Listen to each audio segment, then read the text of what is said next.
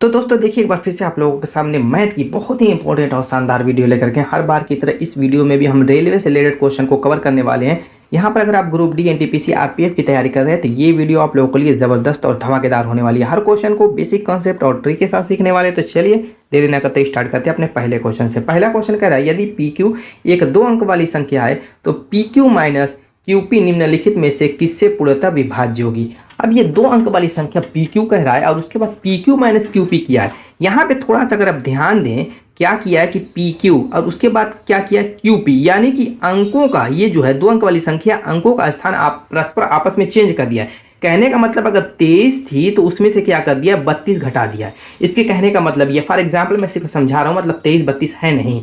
तो यहाँ पर 2 अंक वाली संख्या करें इस तरीके से, 2 अंक वाली ये भी हो सकती है, यानी कि 10 से स्टार्ट हो गई 2 अंक वाली संख्या, 10 हो गई, 11 हो गई, 12, ये 2 अंक वाली संख्या कहाँ तक जाएगी 99 तक।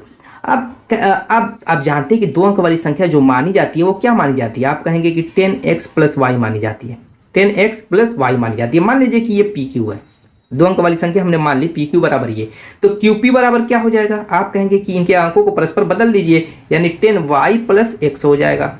क्लियर हो गया। अब दोनों को घटा देते हैं, इनको घटाएंगे तो 10x में से ये घटाएंगे तो क्या बचेगा, डायरेक्ट मैं यहाँ पे कर रहा हूँ। आप कहेंगे कि 9x बचेगा।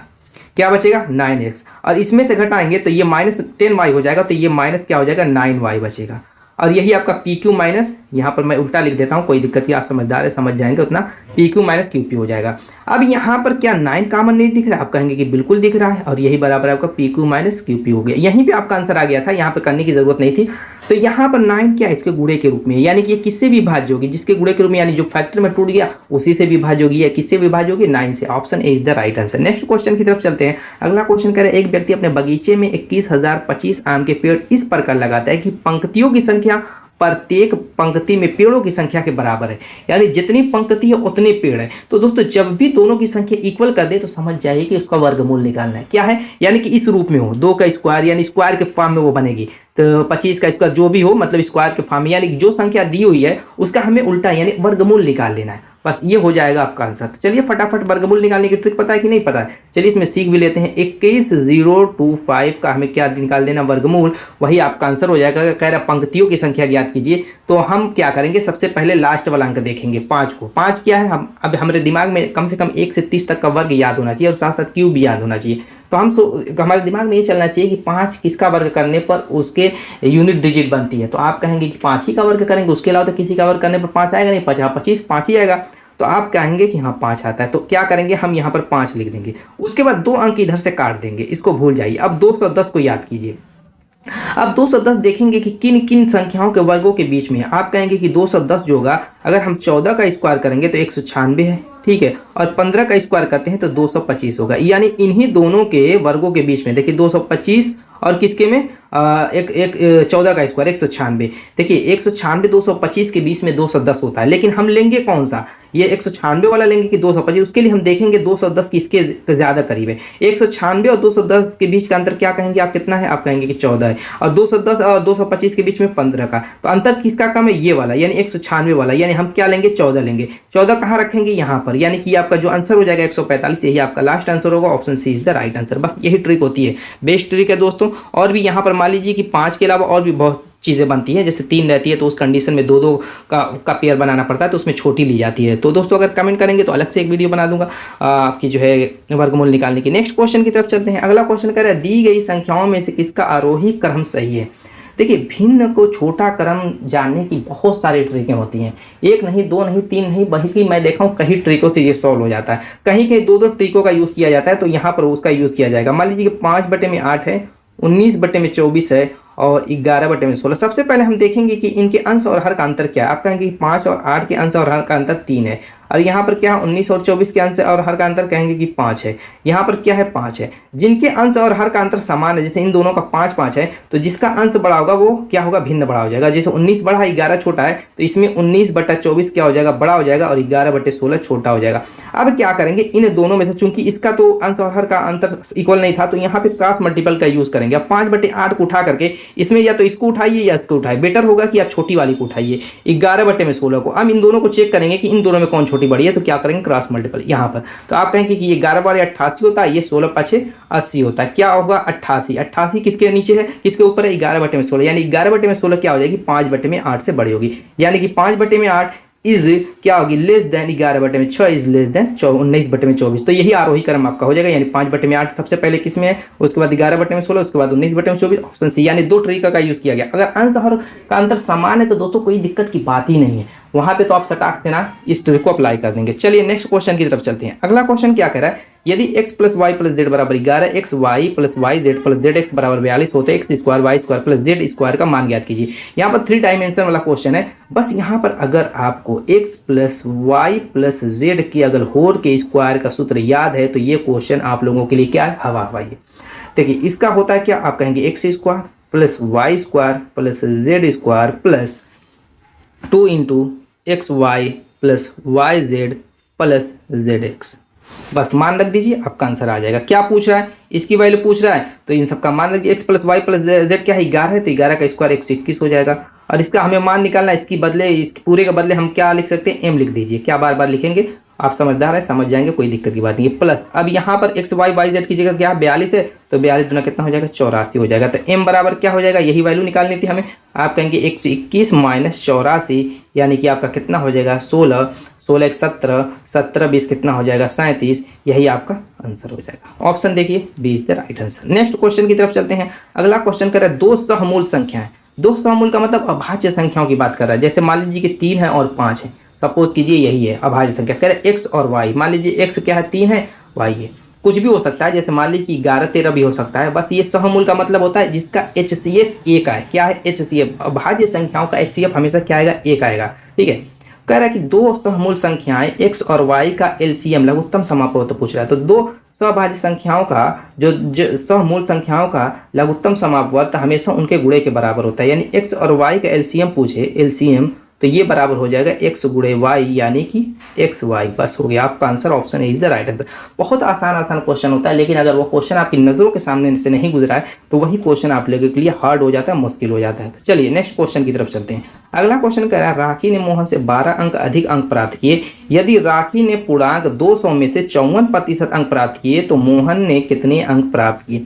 सबसे पहले हम राखी का अंक निकाल लेते हैं। तो राखी का अंक कैसे निकालेंगे, आप कहेंगे कि उसने क्या किए 200 अंकों में से पूर्णांक कितना था 200 था, उसका 54% उसने अंक प्राप्त किए, यानी 54/100। बस 200 का 54% निकाल लीजिए, 0 से 0 कट जाएगा और ये आपका हो जाएगा 108। अब कह रहा है कि राखी ने मोहन से 12 अंक अधिक अंक प्राप्त किए, तो मोहन ने कितना अंक प्राप्त किया। आप कहेंगे कि राखी से 12 अंक उसका कम हो जाएगा, यानी -12 हो जाएगा। यानी 108 में से हम क्या करेंगे 12 को घटा देंगे, तो ये मोहन, मान लीजिए राखी ने अगर 12 अंक अधिक प्राप्त किए तो मोहन ने राखी से 12 अंक कम प्राप्त अंक किए होंगे। बस हो गया काम। ये समीकरण बना के इधर उधर पक्षांतर करके भी इसको निकाल सकते हैं, तो ऐसे ही डायरेक्ट कर लेंगे, क्या दिक्कत है। तो यहाँ पर कितना हो जाएगा, ये 8 घटाएंगे 4 यानी कि 96 हो जाएगा।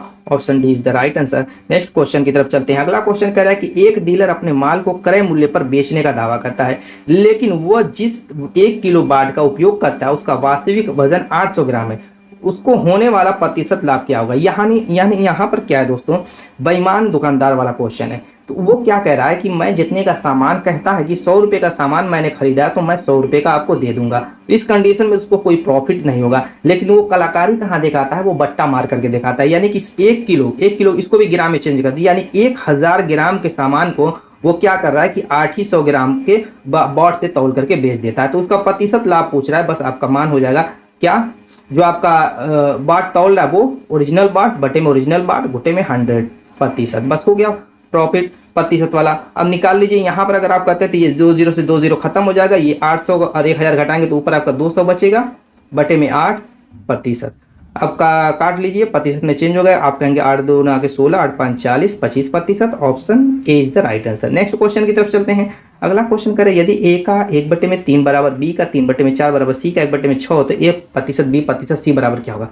सिंपल सा ये भी क्वेश्चन है, बहुत मुश्किल नहीं है। ए का यानी ए गुणे, ये डायरेक्ट मैं कर सकता हूँ, लेकिन थोड़ा सा समझिए, का की जगह हम गुणा लिख सकते हैं। ए का 1/3, बी का 3/4 बराबर है सी का 1/6 के। इसको हम लिख सकते हैं A/3, आप कहेंगे बिल्कुल सही है। 3B/4, आप कहेंगे बिल्कुल सही है। C/6 लिख सकते हैं कि नहीं लिख सकते हैं। अब एक तरीका और इसको लिखने का, अब क्या करेंगे कि a बटे में 3 तो हम लिख सकते हैं, इसको हम 3 को नीचे लेके जाएंगे, तो क्या हम इसको b बटे में 4 बटे में 3 नहीं लिख सकते? आप कहेंगे कि बिल्कुल सही है।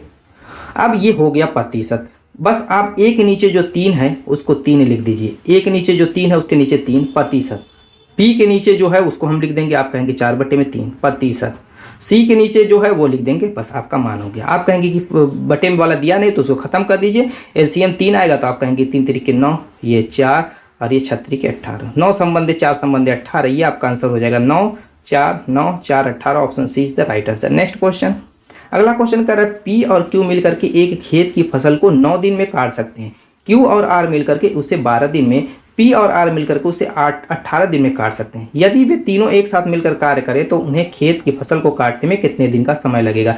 Efficiency, work upon efficiency, time and work efficiency से इस क्वेश्चन को हम लोग सॉल्व करेंगे। क्या कह रहा है कि पी प्लस क्यू किसी फसल को 9 दिन में निपटा देते हैं, क्यू प्लस आर किसी फसल को 12 दिन में निपटा देते हैं, आर प्लस पी प्लस क्या है, क्यू प्लस आर और P plus R, P plus R, यहाँ पर आर प्लस पी भी लिख सकते हैं, कोई दिक्कत नहीं है, तब भी वही बात होगी, बराबर ये 18 दिन में करा निपटा देते हैं। तो टोटल वर्क निकाल लेते हैं, तो टोटल वर्क निकालने के लिए 9 12 18 का एलसीएम निकाल देंगे, 9 12 18 का एलसीएम निकालेंगे तो आपका क्या हो जाएगा 144, ये क्या हो जाएगा टोटल वर्क।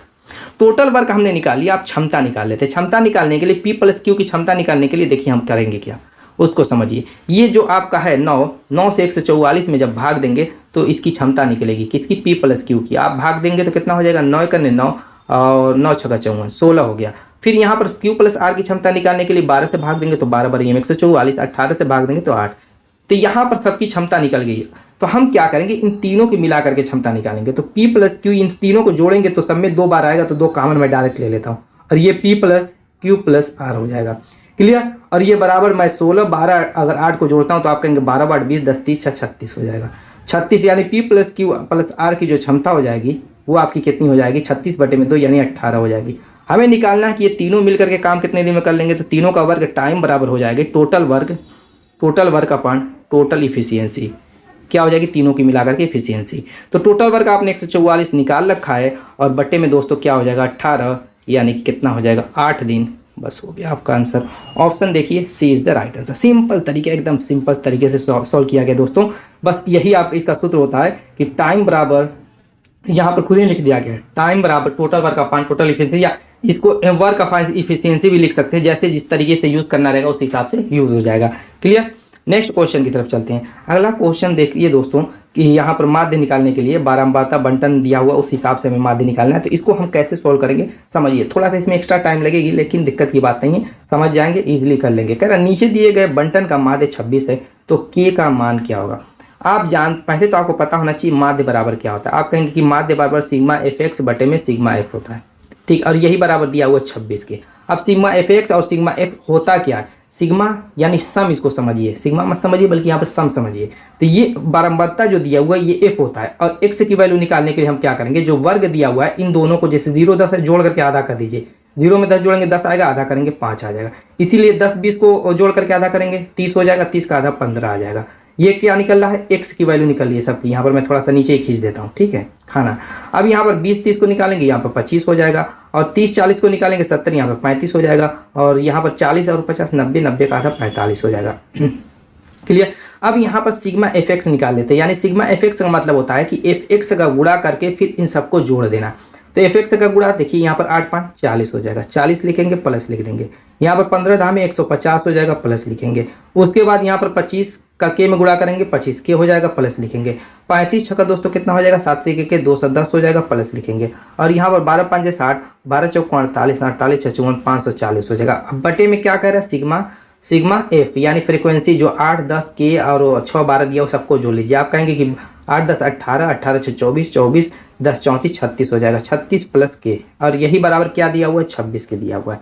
बस यहाँ पर के की वैल्यू निकाल लेनी है, यहाँ पे तिरक गुणा कर दीजिए, ऊपर का यहाँ पर जोड़ लीजिए।